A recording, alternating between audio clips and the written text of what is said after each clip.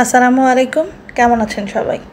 আশা করি সবাই ভালো আছেন। দেশ ও দেশের বাইরে যে যেখান থেকে আমার এই ভিডিওটা দেখছেন সবাইকে আন্তরিক ধন্যবাদ।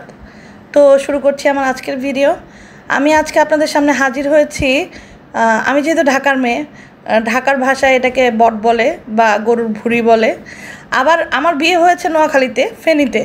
তো সেখানে আবার এটাকে তোষা বলে। তো আসলে আপনারা এটাকে যেই নামেই রাখেন, বট, ভুঁড়ি বা তোষা, তো আজকে সেটাই একটু আমি রান্না করেছিলাম। তো সেটার ভিডিও নিয়ে আপনাদের সামনে হাজির হলাম। রেসিপি একদমই সিম্পল। বটগুলিকে আমি ভালো করে ধুয়ে নিয়েছি। এরপর এর মাঝে আদা রসুন আর পেঁয়াজ, তারপরে ধনিয়ার গুঁড়া, জিরার গুঁড়া, হলুদ গুঁড়া, মরিচ গুঁড়া এগুলো দিয়ে দিয়েছি। আর মোস্ট ইম্পর্ট্যান্ট হচ্ছে গরম মশলা, গোটা গরম মশলা দিয়েছি। আমি এখানে এক্সট্রা কোনো কিছু ব্যবহার করিনি, এক্সট্রা মশলা ব্যবহার করিনি। আমার কাছে মনে হয় যে সিম্পল যে জিনিসটা, simplicity is the best way.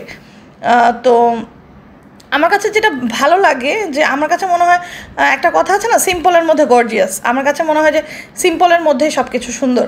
আর সবচেয়ে বড় কথা হচ্ছে রান্না আপনার ভালো হবে, 100% ভালো হবে যখন আপনি এটাকে আপনার রান্নার মধ্যে আপনি আপনার ভালোবাসা দিবেন।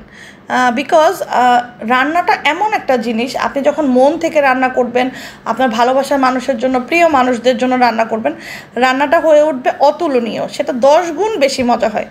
আপনি নর্মাল যেভাবে রান্না করবেন আর কখনো মন দিয়ে ভালোবাসা দিয়ে রান্না করলে রান্নাটার স্বাদ বেড়ে যায় 10 গুণ। তো আজকে এই তো আমি প্রেশার কুকারে বটটা বসিয়ে দিয়েছিলাম। সেটা ওখানে কিছু সিটি আসলো, 5-6টা সিটির পর আমি নামিয়ে এটাকে সুন্দর করে বাগার দিয়েছি। রসুন, পেঁয়াজ আর গোটা কাঁচামরিচ আর শুকনো মরিচ এগুলি দিয়ে আমি একটু বাগার দিয়ে একদম তেল দিয়ে, যেটা তেলের ফোড়ন, এটা দিয়ে একদম ভাজা ভাজা করে নিয়েছি।